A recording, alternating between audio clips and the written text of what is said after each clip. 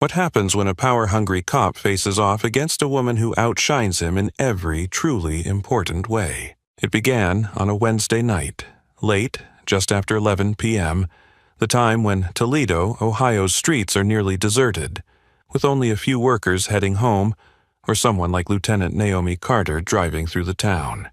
She had just finished a lengthy military meeting in Indiana, more than 120 miles away.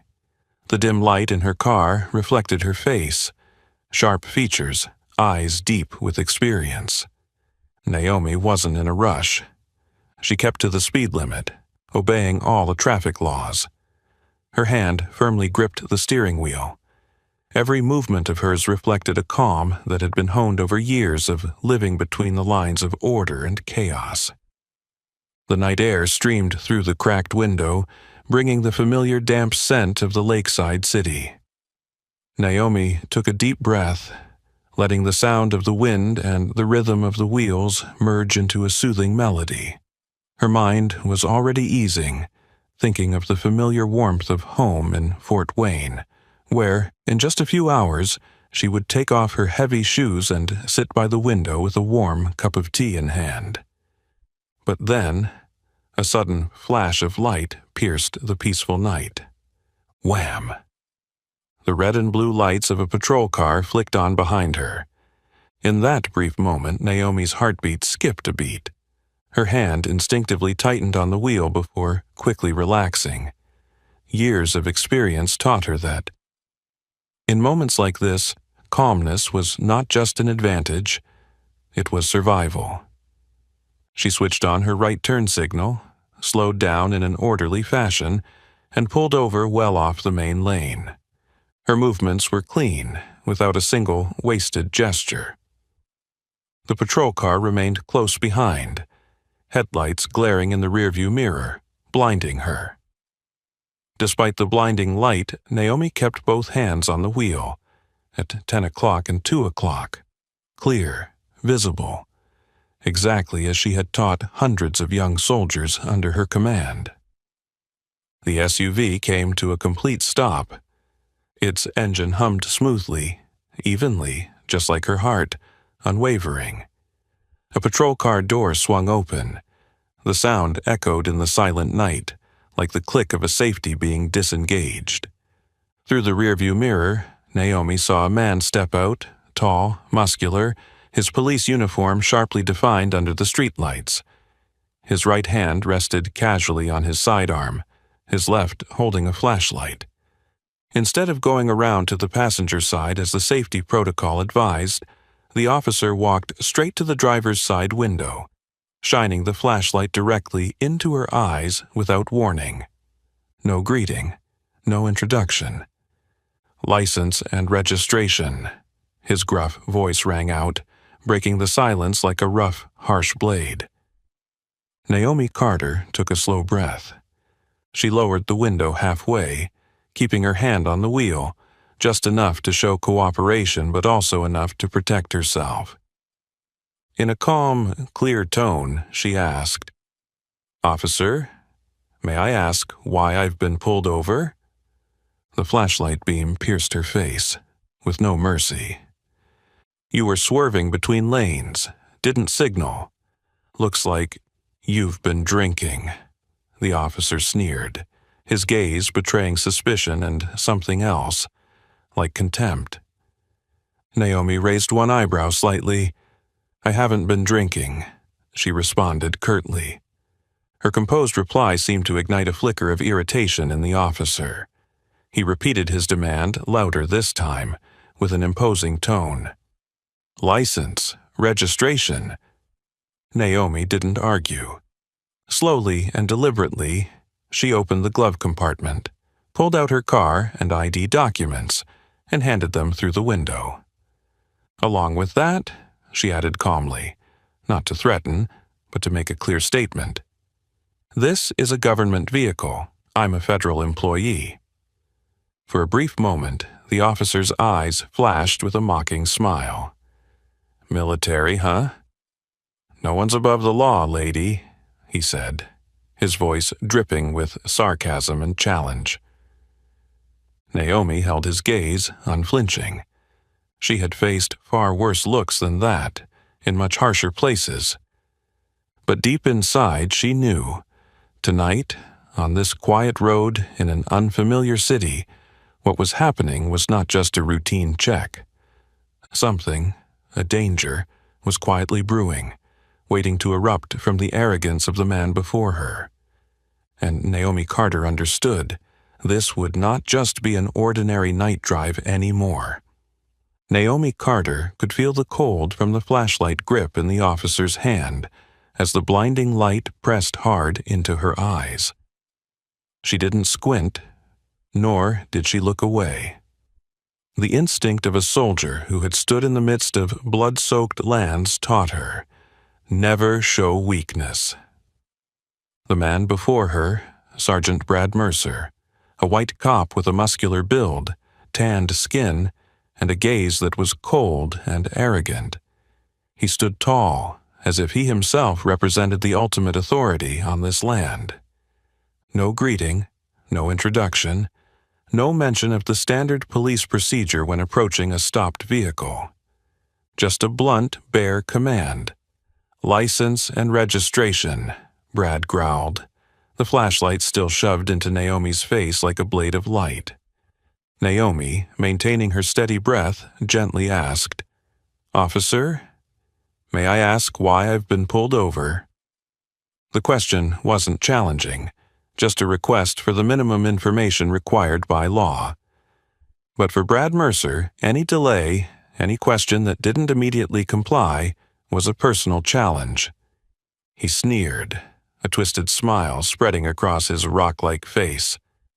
"You were swerving between lanes, didn't signal. Looks like you've been drinking." Naomi tilted her head slightly, a very small movement, but in her eyes there was a flash, not of fear, but of cold, calculating clarity. "I haven't been drinking," she replied, each word articulated precisely, without hesitation. Brad snorted, as if her denial only irritated him further. He took a step closer, the flashlight almost touching Naomi's forehead. All the signs were clear. He wasn't seeking the truth. He was seeking submission, and when Naomi, with all her calm, slowly opened the glove compartment, pulled out the car documents and her federal ID, Brad didn't even lower his voice. She handed the documents through the window, not in a rush, not in fear. "This is a government vehicle. I'm a federal employee," Naomi stated, not making excuses, just stating the facts, a detail any officer should carefully consider before continuing. But Brad Mercer was not the type to consider things. In his simple world there were only two types of people, those who give orders and those who obey. He glanced briefly at the federal ID, then, with a mixture of contempt and challenge, sneered, "No one's above the law, lady." His voice emphasized the word lady, as if to mock that a black woman, no matter what title she held, was worth less than the uniform and badge on his chest. A quiet wave of insult washed over Naomi, but she didn't react. She didn't let emotions take the lead. She didn't allow someone else's arrogance to pull her down. She sat up straight, her hand still placed firmly on the wheel, her gaze neither avoiding nor challenging, simply the gaze of someone who knows their own worth. Outside, the night wind blew, scattering dry leaves across the empty road. But here, between Naomi and Brad, the air thickened, heavy, tense, signaling that things would not end with just a ticket. There was something in Brad Mercer's stance, in his gaze, a desire to dominate, to prove his power at any cost, that made Naomi understand. He would not stop here. And she, with her experience, her honor, and her unyielding self-respect, could not allow herself to step back. The night in Toledo suddenly felt colder, but Naomi Carter knew. The true cold wasn't from the wind. It came from the confrontation that was about to explode, between a man who thought his power was invincible and a woman who had learned that her dignity must be defended at all costs. The air inside the car was thick, as if even the slightest touch could ignite an explosion. Naomi Carter remained still, both hands placed firmly on the steering wheel, her gaze never leaving the officer standing outside her door. In the pale yellow light, Brad Mercer seemed taller, his shadow stretching long across the road, flickering with every gust of wind. Then, in a tone Naomi had grown all too familiar with throughout her career, the voice of those who believed power was a weapon to oppress, Brad gave the order, "Step out of the vehicle." Naomi did not comply immediately. She tilted her head slightly, her voice calm, sharp as a thin blade. "I've cooperated. I haven't been drinking. Could you please tell me why I'm being asked to step out of the vehicle?" It wasn't a defiance. It was a perfectly legal question, stemming from every citizen's right to know why they are being stopped. But for Brad Mercer, any request for an explanation was a personal challenge to his fragile ego, hidden beneath the badge he wore. He took another step closer, his breath visible in the cold night air, the flashlight still aimed directly at Naomi's face. "You're refusing a lawful order," he growled, his tone beginning to shift into a dangerous edge. Naomi remained unmoving, her gaze unwavering, calm, composed, like a mirror reflecting Brad's raw arrogance. "I'm just requesting a formal explanation," Naomi responded, not raising her voice but clear and firm. Her response, instead of calming the situation, seemed to pour fuel on the fire of Brad Mercer's indignation. He gripped the door handle, his arm tensing, his eyes darkening with frustration. Without warning, he yanked the car door open.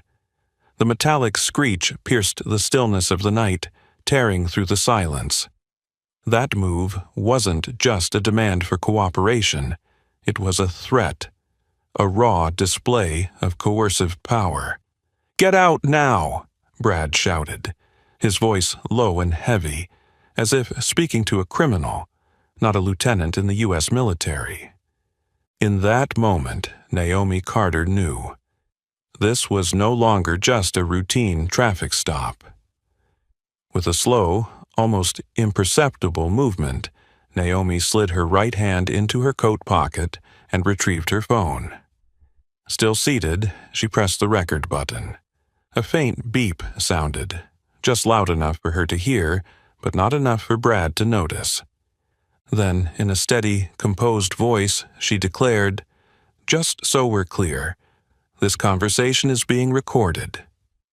In that brief moment, Naomi saw a subtle shift on Brad's face, a hesitant blink, a barely perceptible clench of his jaw.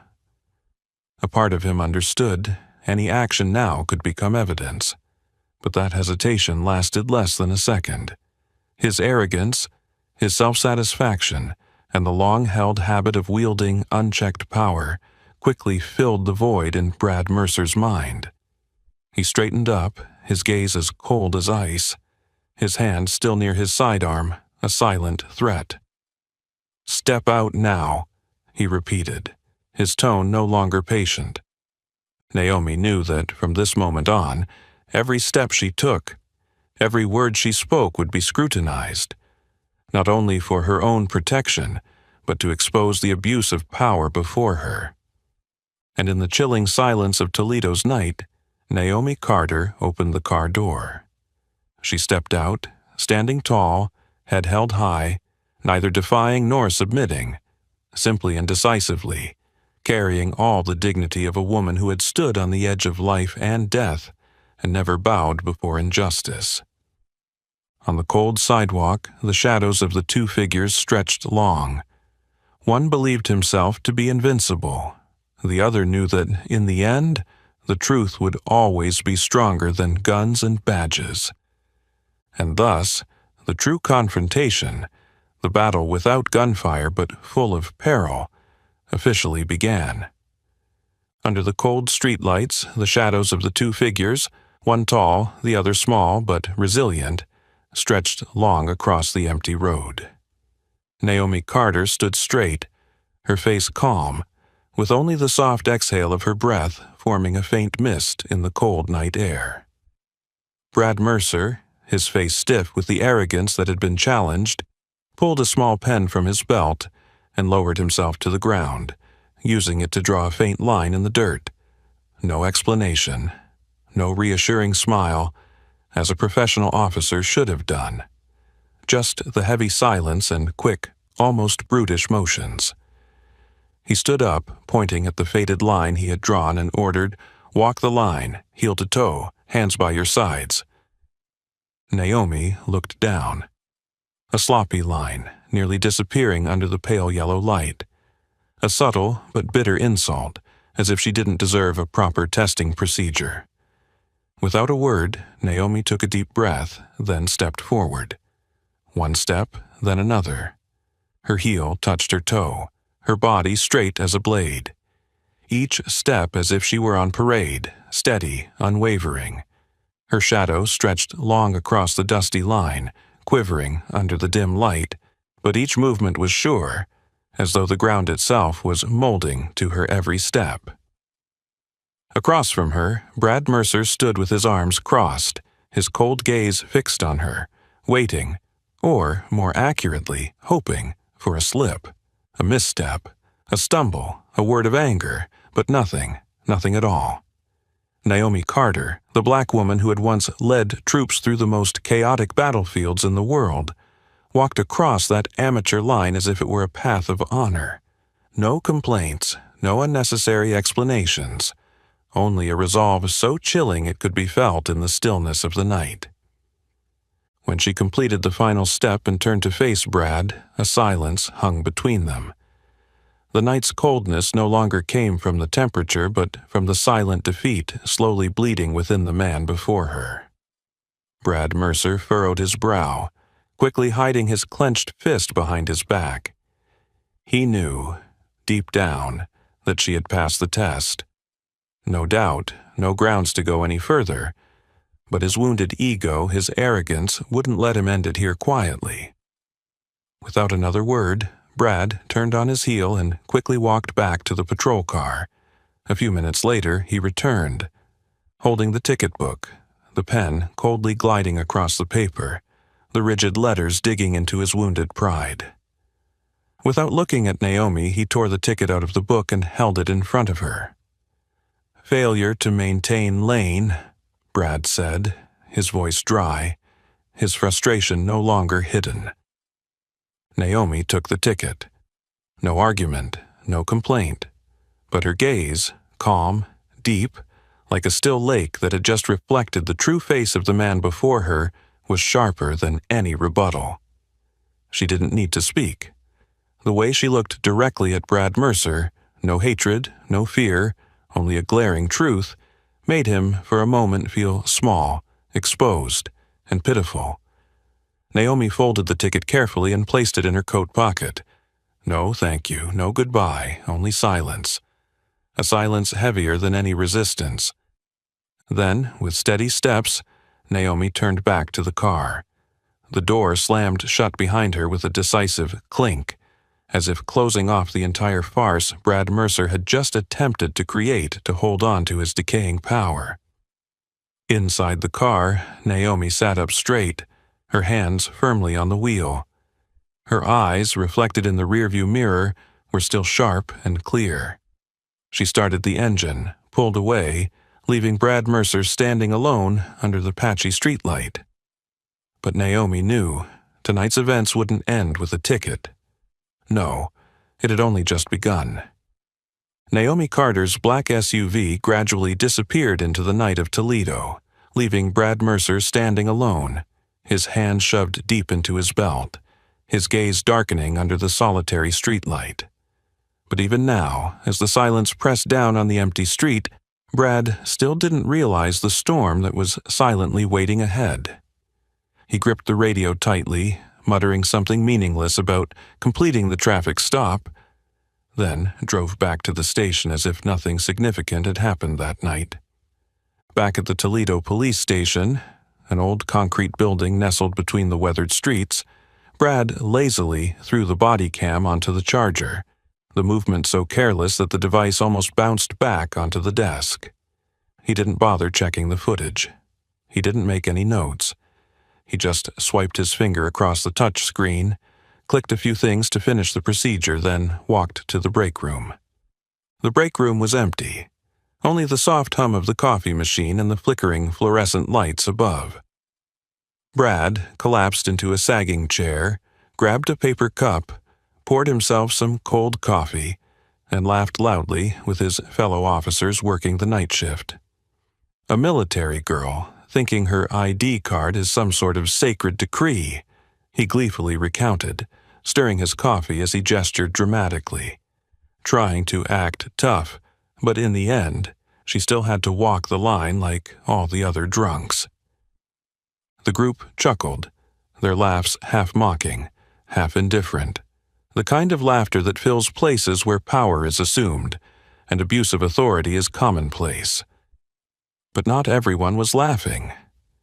In a corner of the room, Officer Chris Diaz, a young Latin officer who had only been on the force for a few years, looked up from his phone, furrowing his brow.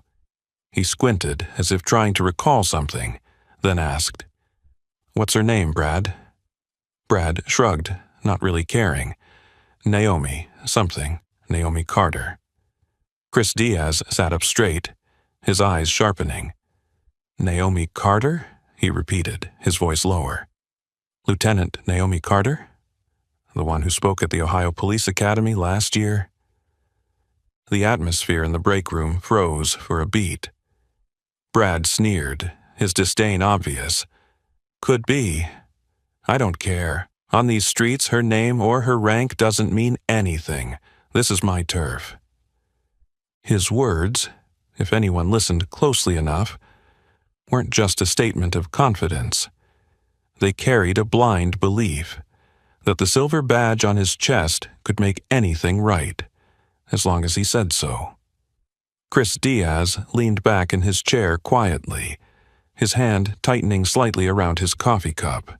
He remembered very clearly the speech Lieutenant Naomi Carter had given last year, a talk about honor, discipline, and the true strength of those who serve. A woman who had once commanded military transport units through the most war-torn regions, awarded medals for bravery and leadership.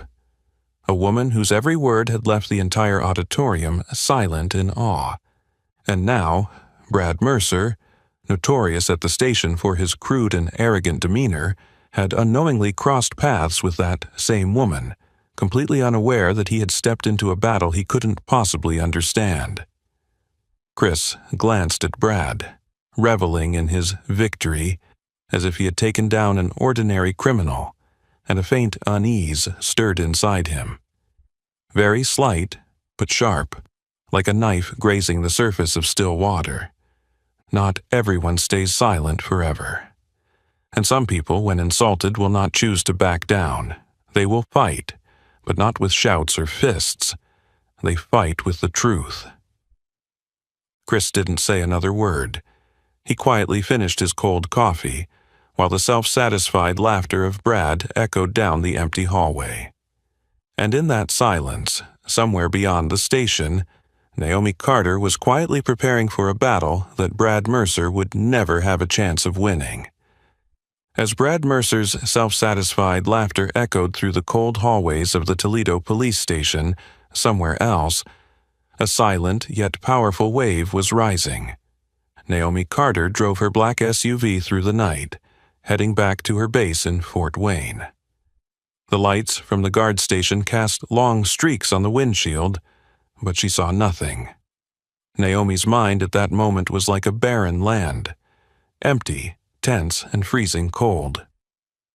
She arrived at her small apartment in the barracks just before 2 a.m. Leaving her keys, coat, and military boots at the door, Naomi sank into the old chair by her desk, her hands gripping the armrests until her knuckles turned white. She couldn't sleep. Not because she was afraid, but because she was angry. A cold, bottled-up anger, not the impulsive kind, but the kind that has festered for years in those who have been forced to stay silent for far too long. Every time she closed her eyes, Naomi saw the flashlight shining directly into her face, heard the voice full of contempt, felt the rough hand yanking the car door as if trying to strip away her dignity right there on the streets of America, the country she had sweat, bled, and spent her youth serving. And worse still, she knew tonight she was not alone. Countless others, black women, everyday citizens, those looked down upon simply for their status, skin color, or gender, had been through the same thing. But no one was filming, no one believed them, no one stood by them. Naomi let out a heavy sigh. She opened her laptop. The dim blue light swept across the room, casting a glow on her resolute face, a face that had weathered gunfire, crossed battle lines on cold nights where every decision meant life or death. Placing her phone next to the computer, Naomi opened the video. The scene from tonight played out clearly, from how Brad Mercer approached, his arrogant attitude, the coercive actions, the contempt that showed in every gesture, every glance. No exaggeration needed, no embellishment. The truth was enough to speak for itself. She opened a blank document and began typing. Time, 11:16 p.m. Location, Reynolds Street, Toledo, Ohio. Details: stopped without clear cause, coerced out of the vehicle, asked to perform an unwarranted sobriety test, unprofessional behavior, potential abuse of power, and discrimination. The words appeared steadily, coldly, like the blade of a scalpel slicing open a truth long concealed in dry reports and forgotten logs. She attached the video from her phone. She created a parallel report detailing the violations of administrative procedure and civil rights. She filed a formal complaint with the Toledo Police Department's Internal Affairs Division. Not once did she hesitate. Not once did she stop to consider whether she should continue, because Naomi Carter knew this battle was no longer just for her. Not for me, she whispered like a vow, but for all those who've been treated like trash simply because of their skin color, gender, or position. She remembered the young soldiers under her command, the boys and girls carrying dreams of serving their country, but always knowing that beyond the battlefield, sometimes they had to fight against prejudice and injustice even on their own soil. Naomi finished the report, but when she clicked send, there was no thunderous roar or fireworks bursting in the sky, only the simple sound of a click, small, quiet, but carrying the power of a smoldering fire, one strong enough to burn down even the most arrogant walls. She leaned back in her chair. Her tired eyes gazed out the window, where the stars still hung silently in the vast night sky. Naomi knew, from this moment on, nothing would be simple anymore. The silence that had reigned for so long had been broken. And those like Brad Mercer, those who thought power was eternal, who believed the silence of others meant forgiveness, would soon face a different truth. A truth, this time, they couldn't ignore.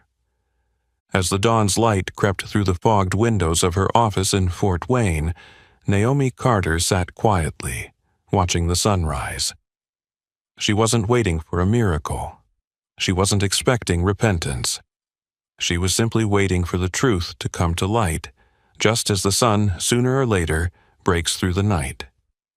And while Naomi returned to her everyday duties, across the city of Toledo, the wheels of justice began to turn for the first time, slowly, but unstoppable. 3 days later, on a dreary Monday morning, Brad Mercer was sitting in the police station parking lot, sipping hot coffee and checking his shift schedule on his phone, when a staff courier gently tapped on his car window. Brad rolled down the window. The courier handed him a light yellow envelope, sealed tight, with Sergeant Brad Mercer's name printed boldly on the front.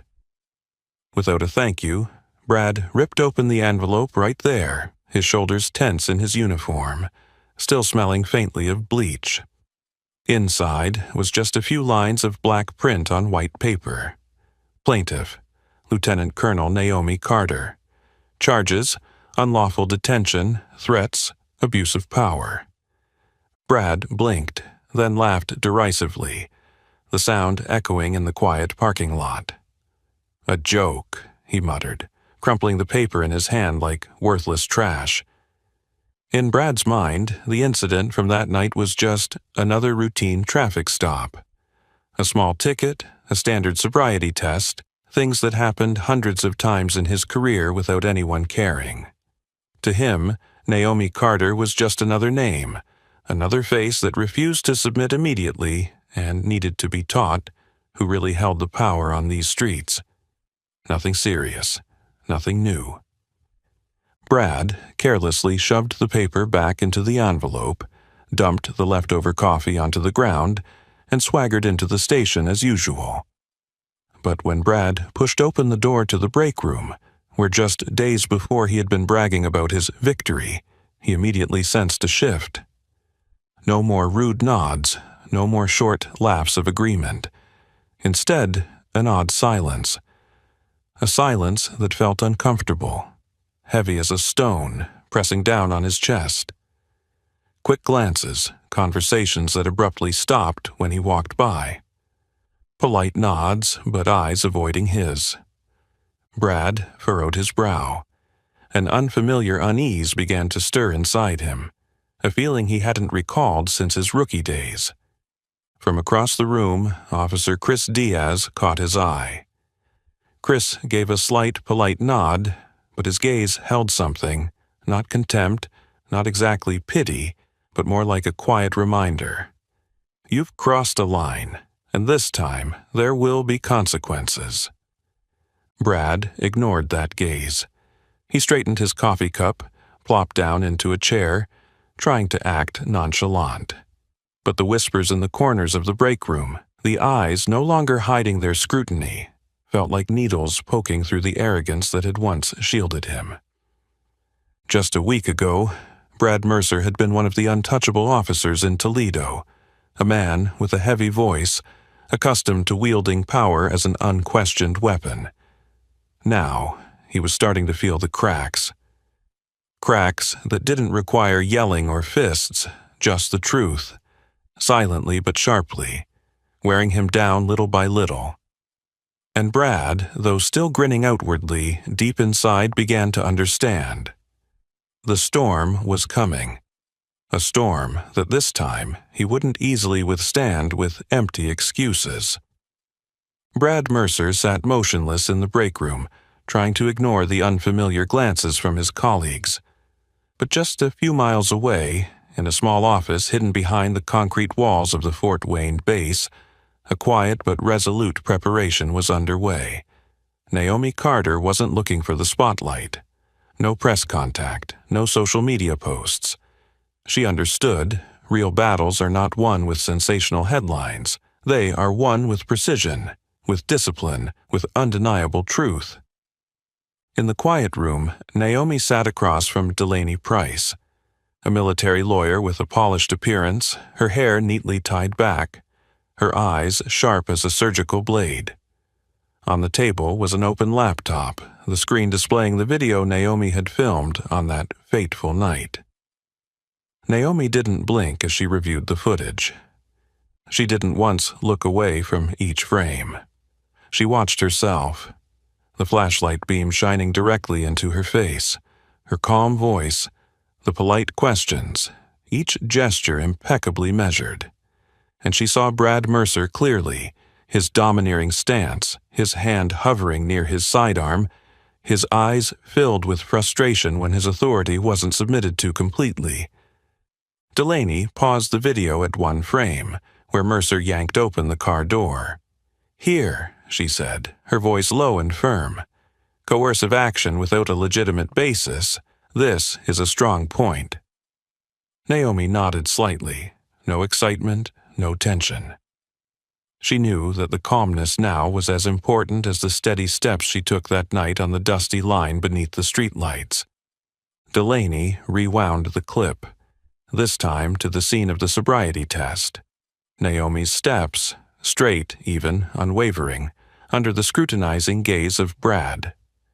"He has no objective grounds to write a ticket," Delaney emphasized, her eyes fixed on the screen. "No breathalyzer, no dangerous behavior, no threatening words." Naomi sat up straight, her hands lightly clasped on her lap. A moment of silence filled the room, the only sounds being the clicks of the mouse and the scratching of a pen on the notepad. After a while, Naomi spoke softly, but with weight in her voice. "To win, it has to be precise, no emotion." It wasn't just a legal strategy, it was how Naomi had lived for 22 years in the military. In the midst of chaos, amidst gunfire, in life-and-death decisions, the only thing that kept her alive wasn't anger or pride, but discipline. Absolute focus on the goal. Delaney nodded, her gaze holding a sense of genuine respect. "We have the evidence, we have the violated procedures, but Naomi," she paused, leaning forward, her voice dropping, "you also need to prepare yourself." Naomi looked up, her eyes gleaming in the cold light of determination. "For what?" she asked. Delaney exhaled slowly. "Filth. They'll try to attack you. Your skin color, your rank, even your personality. They'll do everything they can to make you the problem, rather than focus on his behavior." Naomi didn't respond immediately. She looked out the window, the sky turning a steely gray, signaling an approaching storm. A moment later, she turned back, her voice steady but as heavy as stone. "I've faced men with guns pointed at my head halfway across the world. He thinks some rude questions or dirty tricks can make me falter." Delaney chuckled softly, a smile of genuine respect. "Then let's start preparing for the battle." On the wall, an old clock ticked away with dry, crisp sounds, each tick like a small drumbeat, signaling an impending showdown, not loud, not armed, but every bit as fierce. And this time, Naomi Carter wouldn't be alone. By her side was the truth. And this time, the man hiding behind the badge would have to face something he'd never considered: responsibility. Preparing for battle does not mean avoiding it. And as the hands of the clock slowly pushed time toward the day of the trial, Naomi Carter stood, not just as a plaintiff, but as a living symbol of unyielding resilience. That morning, the faint sunlight spread over the steps leading to the Toledo City Courthouse. A cool breeze swept through, making the flags at the top of the building flutter, as though signaling that something significant was about to unfold. Naomi Carter ascended each step, her movement steady, dressed in full military uniform as required by military protocol, a row of medals glistening on her chest in the morning light. Each medal was not just metal. They were witnesses to the battles she had survived, the wounds she had overcome, and the vows she had upheld, in silence, in dust, in places where gunfire and bombs had once determined life and death in an instant.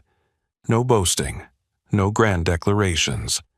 Her mere presence, as herself, was the loudest statement. In the courtroom, the air thickened from the moment Naomi pushed the door open.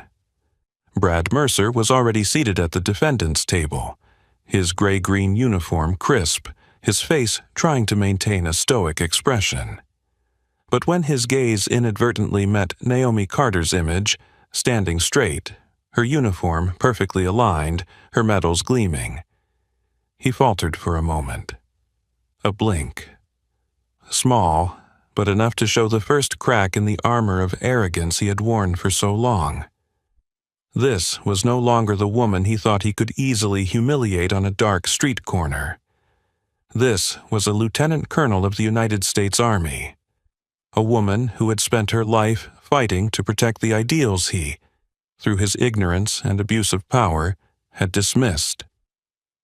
In the gallery, the seats quickly filled. There were military uniforms sitting in silence. Soldiers from Fort Wayne, Naomi's old colleagues, friends. There were dark suits, lawyers, curious civilians, veterans who understood the value of a badge and the shame when it was betrayed. Every eye was focused on Naomi. No one spoke a word. But the atmosphere, still solemn, was the unspoken proof that today justice would not be easily ignored.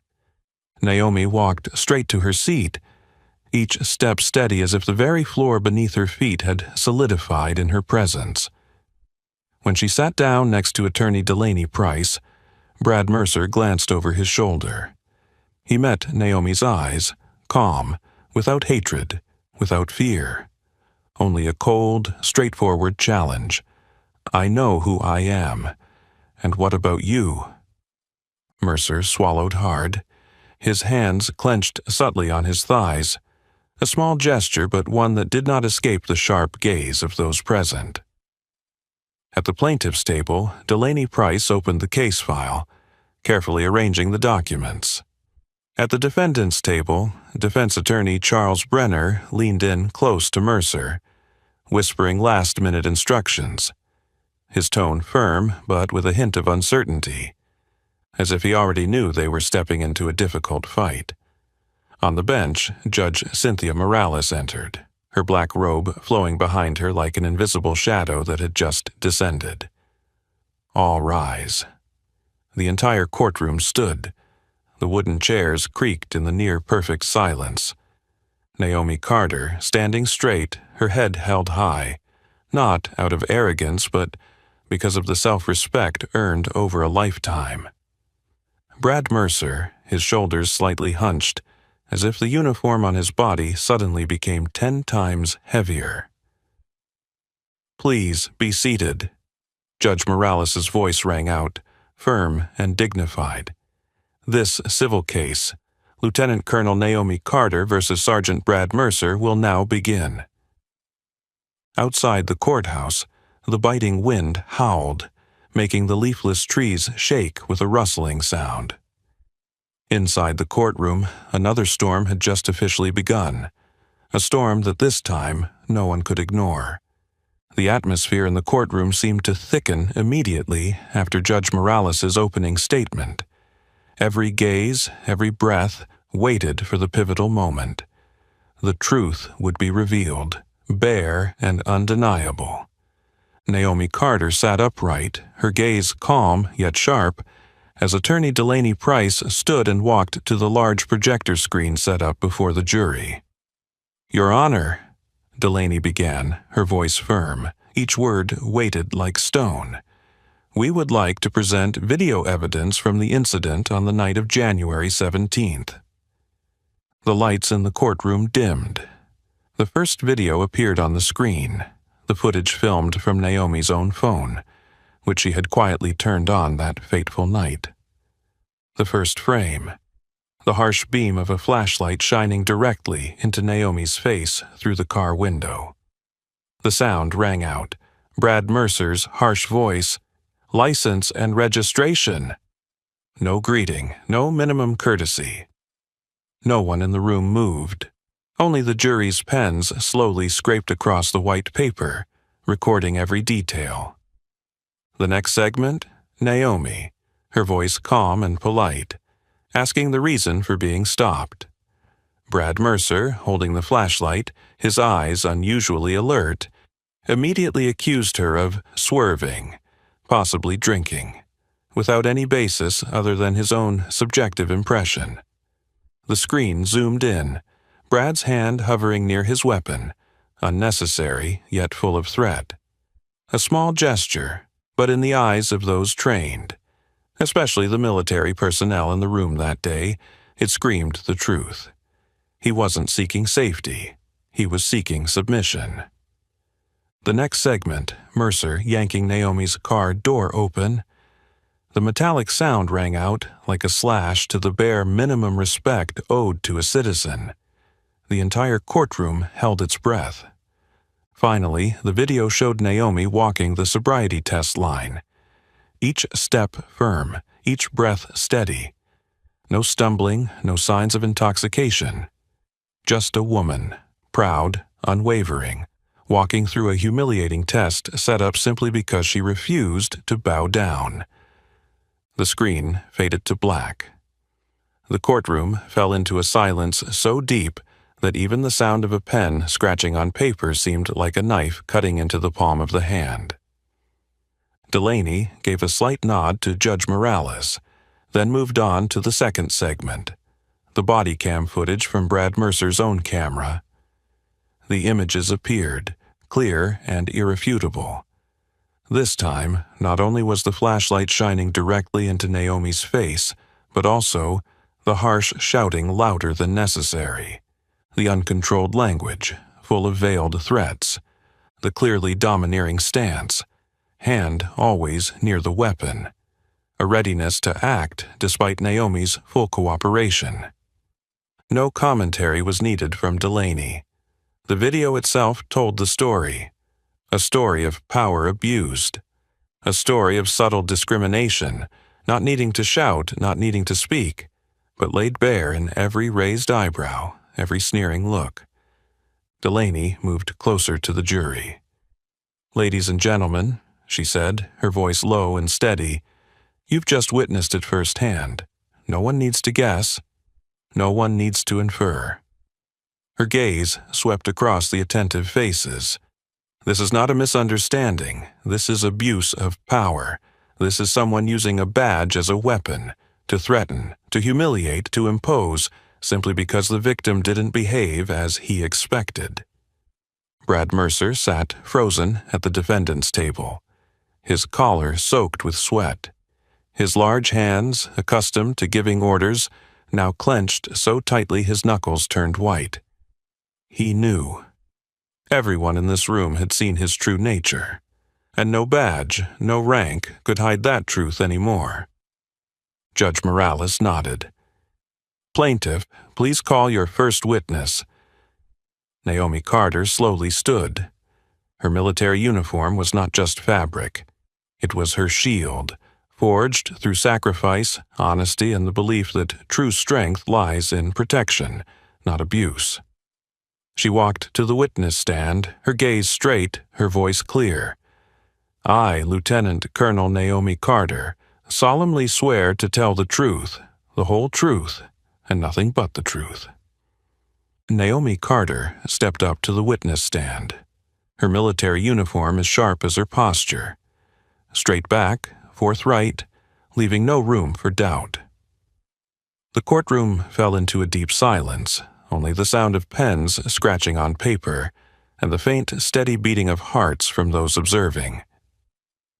She recounted every detail of that night, without exaggeration or embellishment, only the truth, bare and cold. Each word she spoke was like a small incision, sharp but silent, cutting through the web of lies that Brad Mercer had woven from the start.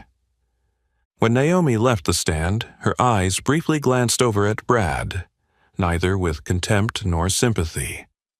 Just a look from someone who had won the battle of conscience, and knew that the man before her would, in the end, have to face his own darkness. Judge Morales adjusted her glasses and nodded toward the defendant's table. "Sergeant Mercer, please stand." Brad Mercer slowly stood, each movement as if the weight of his uniform had doubled. "You have the right to self-defense. Please answer the lawyer's questions." Defense attorney Charles Brenner approached, his voice trying to sound calm, but everyone could hear the unease underlying the professional facade. "Sergeant Mercer," Brenner asked, "why did you ask Lieutenant Colonel Carter to exit the vehicle that night?" Brad licked his lips, looking around the courtroom where calm yet sharp eyes were encircling him like an invisible net. He hesitated, his tongue shifting in his mouth, then muttered, "She seemed suspicious." A soft hiss came from the gallery, quickly suppressed, but enough to tighten the atmosphere. Suspicious? Just because Naomi asked why she was stopped? Just because she wasn't intimidated? Just because she dared to maintain her composure and self-respect?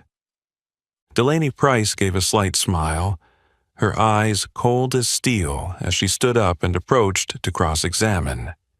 "Sergeant Mercer, may I ask, did Miss Carter do anything to threaten you?" Brad stammered, "No."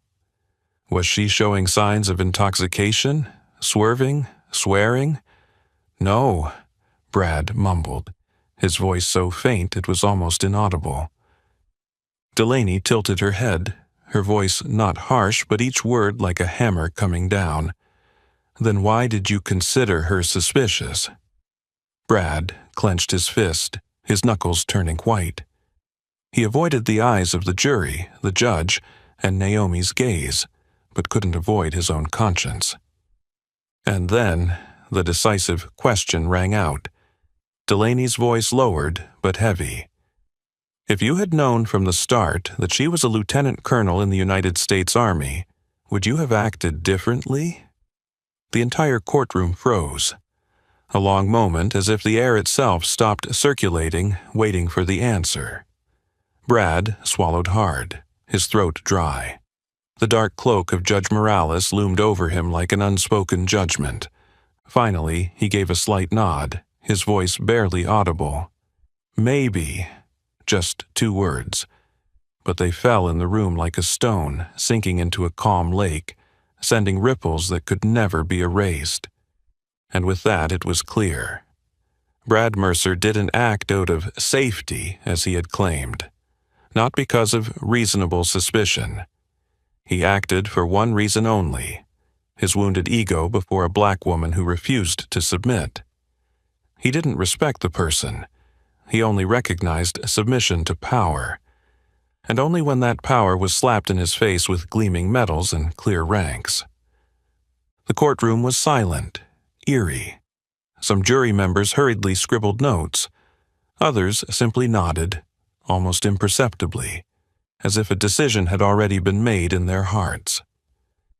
Brad Mercer bowed his head, as if now realizing it wasn't Naomi Carter, nor her medals, but his own arrogance that had led him to the brink of this downfall. Outside, dark clouds gathered, blocking the sun. Inside the courtroom, another storm had begun to sweep through, and this time it was aimed directly at the man who thought that the silver badge on his chest could conceal all his mistakes. The heavy silence enveloped the courtroom as Brad Mercer was forced to face the bitter truth of his own actions. And then, everything was placed into the hands of the jury, ordinary people, but now holding the power to judge something Brad never thought he would have to confront, the consequences. 3 days of deliberation. 3 days Naomi Carter returned to her daily life in Fort Wayne, training new soldiers, handling reports, reviewing transportation plans. Not once did she mention the trial. Not once did she complain or feel anxious. Only cold patience, the calm that had once saved her in battlefields far more brutal than a courtroom full of scrutinizing eyes. On the 3rd morning, the court sent notice. The verdict had been reached. Naomi arrived at the courthouse, still in her old military uniform, with slight creases at the collar, marks that no one else would notice, the marks of sleepless nights, of unspoken considerations. Brad Mercer was also present. His gray-green uniform was still perfectly pressed, but his face was pale, the line of his jaw stiff. He no longer sat arrogantly, no longer had that provocative look. Only a hunched figure weighed down under the cold lights of the courtroom. Judge Cynthia Morales stepped onto the bench. When she spoke, her voice was decisive and cold, and everyone understood. The moment of judgment had arrived. In the case of Lieutenant Colonel Naomi Carter versus Sergeant Brad Mercer, she read slowly, each word clear, the jury has fully considered the evidence, testimonies, and arguments. No one moved. It was as if everyone held their breath, waiting for the gavel of justice to fall. We declare, The jury unanimously stands with the plaintiff. Naomi did not move, not a single blink. Only the faint glimmer in her eyes, the light of unwavering resolve, rewarded. Brad Mercer bowed his head, his hand trembling slightly. Judge Morales continued, her voice calm as if delivering an inescapable sentence. The defendant, Sergeant Mercer, has committed unlawful detention, threats, and abuse of power, violating the civil rights under the United States Constitution. The court orders Sergeant Mercer to pay civil damages to Lieutenant Colonel Carter in the amount of $35,000. A small, invisible wave passed through the courtroom, but no one clapped, no one cheered. Only a profound silence, the silence of justice finally being served. Then, Judge Morales, without changing her expression, continued. Additionally, the record of Sergeant Mercer's violation will be permanently recorded in his service record and will be forwarded to the U.S. Department of Justice and the Toledo Police Department for consideration of policy reform. No criminal charges are being filed at this time, but the record will remain open for review of any future violations. Naomi Carter silently lowered her head, not to bow to the judge or the jury, but to bow to herself, the resilient version of herself who had overcome everything to defend her dignity and that of so many others. On the other side, Brad Mercer said nothing. He simply sank into his chair, as if the hard wooden seat beneath him had finally collapsed under the weight of his arrogance that he had nurtured for so many years. Outside the courthouse, the sky was overcast. The cold wind blew across the small square in front of the courthouse, sweeping up pieces of yellowed leaves. Naomi left the courtroom, walking slowly down the stone steps, no one pushing, no reporters blocking her way. She didn't need praise. She didn't need the flash of cameras. Her victory was silence. It was justice. It was a truth that could not be twisted. Naomi Carter quietly descended the courthouse steps, leaving behind a just verdict and a man who had lost everything due to his blind arrogance. But for Brad Mercer, the nightmare was just beginning. Just a week after the trial, a cold internal memo was posted on the Toledo Police Department's bulletin board. Sergeant Brad Mercer is temporarily suspended from duty pending an internal investigation, effective immediately. No lengthy explanations, no defense. Simply, neatly, as if the system that had once shielded him now wanted to quickly rid itself of the shameful burden. In the empty hallways of the police station, the rumors spread like wildfire. Some said Mercer would be demoted. Others whispered he'd be transferred to a far-off, obscure unit with no further chances for advancement. But many, those who understood how the system worked, just chuckled bitterly. His career is over. Brad Mercer silently walked through the familiar hallways, his once broad shoulders now weighed down. Each step grew heavier, each glance from his colleagues colder. No one looked at him with the same respect they once had. No more hasty nods of greeting. No more laughter in the break room when he boasted about his victories over civilians. Now, Brad Mercer was nothing but a failure, not because of a lost lawsuit, but because the empty, rotting core of the badge he had once worn so proudly had been exposed. He sat alone in the empty parking lot, his old patrol car parked beside him like a silent witness to his irreversible decline. Brad recalled the early years in the force, the days when he believed the badge symbolized honor, service, but gradually that belief faded, replaced by a habit of wielding power, a satisfaction in giving orders and controlling. He had forgotten that power without responsibility is just an empty shadow. And now, when the light was shined upon that shadow, all that remained was shame. Outside, Toledo's sky was overcast, with a light drizzle hitting the windshield. Brad stared at the water droplets streaming down. each one like a heavy strike against the crumbling shell of his arrogance. He remembered the moment Naomi Carter's gaze met his in the courtroom. That look needed no words, but each ray from it seemed to carve a truth into Brad's heart, a truth he could not escape. It was his own arrogance, his own contempt for others, that was his greatest enemy. No one else, just himself. In the days that followed, Mercer was no longer assigned any duties. He was asked to turn in his weapon, police badge, and ID, each item one by one, like a part of his identity being slowly, inevitably stripped away. No one at the station offered him comfort. No one invited him for coffee.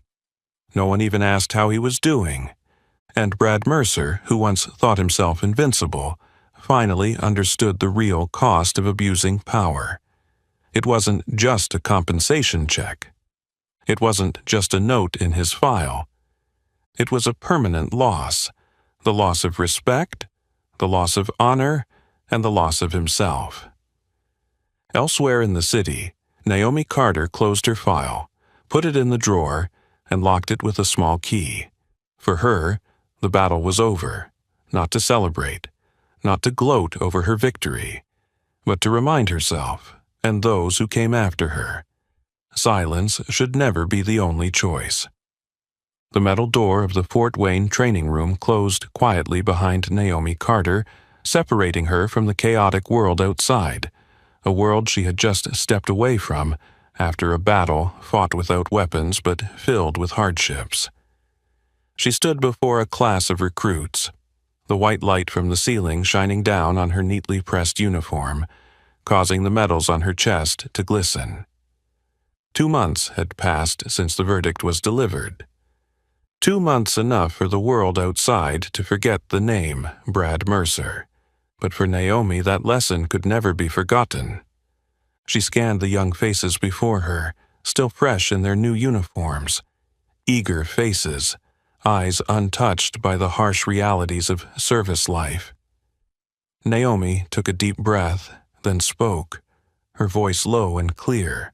How many of you here think that, just by wearing this uniform, you'll automatically be respected? A few hands hesitated to rise. Others glanced around, waiting to see the reactions of their peers. Naomi smiled, a gentle smile that carried an undeniable strength. "I understand," she said. "I thought the same when I first joined the military."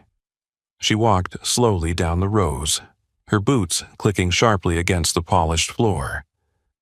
"But the truth is," she paused, turning to face the entire class, "power is not armor, it's a burden. If you can't bear it with honor, you don't deserve to wear it."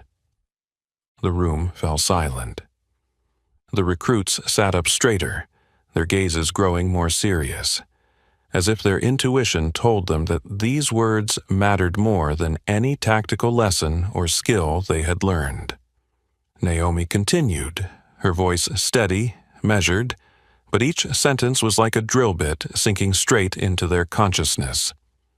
"There will be times," she said, "when you'll feel that this badge, this uniform, allows you to control others, to give orders.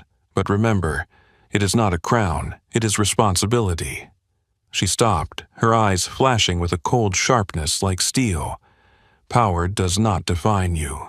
How you wield it defines who you are." A recruit in the second row, a young man with brown hair, fidgeted as if he wanted to ask a question. Naomi nodded, giving him permission. "Ma'am," he stammered, "if someone disrespects me first, do I have the right to respond?" Naomi looked at him for a long moment, then nodded slowly. "You have the right to respond," she said. "But remember, not every insult is worth sacrificing your dignity for, and not every battle needs to be fought with fists." She lifted her head, as though looking beyond the walls, back to that dark night in Toledo, where she chose to pick up her phone, not draw a weapon. "True strength," Naomi said, "is holding to your principles even in the face of injustice." She paused for a moment, letting those words settle in the air. Then, with a quieter voice, she shared, "I was once stopped by a police officer, forced out of my car, treated like a criminal just because I wouldn't bow my head, but I didn't shout, I didn't fight back, I didn't let them turn me into the worst version of myself." Her eyes scanned the class. "I recorded it, I reported it, I went to court, and I let the truth speak for me." No one in the room leaned back in their chair. Everyone sat upright, silent, as if participating in a quiet oath. Naomi smiled softly, but her eyes shone brightly. "When you wear this uniform, when you carry this badge, you represent more than just yourself. You represent all those who have believed in the ideals of fairness, honor, and courage. Never forget, power does not define dignity. Dignity defines power." A gentle breeze from the window swept into the room, stirring the flags hanging high. And in that moment, Naomi Carter knew, though her battle had quietly ended, the flame she had ignited would continue to burn in the hearts of these young people, the ones who would go on, carrying the responsibility not just with strength, but with honor. In the Fort Wayne training room, where young faces remained silent in the heavy atmosphere filled with thoughts, Naomi Carter concluded her lesson not with chants, not with grandiose slogans. She simply stopped. A quiet, steady stop, just as she had faced Brad Mercer in the courtroom, just as she had faced countless battles before, with unwavering strength that needed no flair, no applause, no cheers. But that silence, profound and reverent, resonated louder than any clap of hands. Naomi slowly stepped down from the podium, her boots gently tapping the wooden floor, leaving behind firm, steady sounds, each step like the beat of a drum, a silent oath being sworn.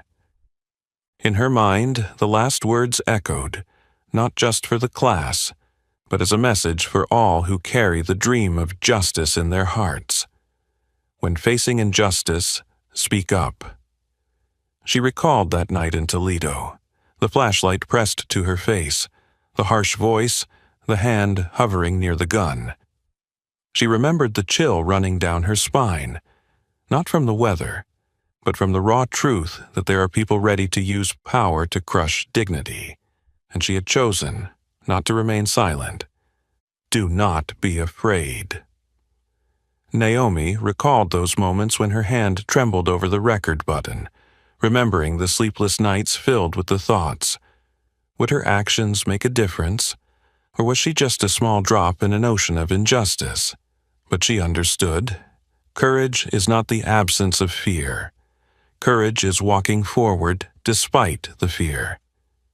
Because silence nourishes the wicked, but courage can save the world. Naomi walked past the rows of seats where the young eyes followed her, not just with respect, but with something even more valuable, awakening. She knew she wouldn't always be there to guide them, but if today she could plant a seed, an idea that honor must be protected, that power must come with responsibility, then tomorrow the world would have one less Brad Mercer. And perhaps there would be hundreds, thousands of other Naomi Carters standing up and speaking out. As she walked out of the training room, Naomi lifted her head to look at the silvery gray sky of Fort Wayne. The wind blew strong, sweeping the clouds far away, leaving a clear sky on the horizon. One chapter closed. A new chapter began. She tightened her military collar and continued walking, needing no witnesses, no applause. Because she knew, true courage doesn't need to be loud. It lives in every action, every choice, every word spoken at the right moment, in the right place, for the right cause. In a world where power is too easily abused, Naomi Carter proved that silence is not the only option, and quiet courage can change an entire system. What about you? If faced with injustice, will you choose silence or stand up to demand justice? If this story inspires you, don't forget to like, share the video, and subscribe to the channel so we can spread more journeys like this, full of strength and meaning.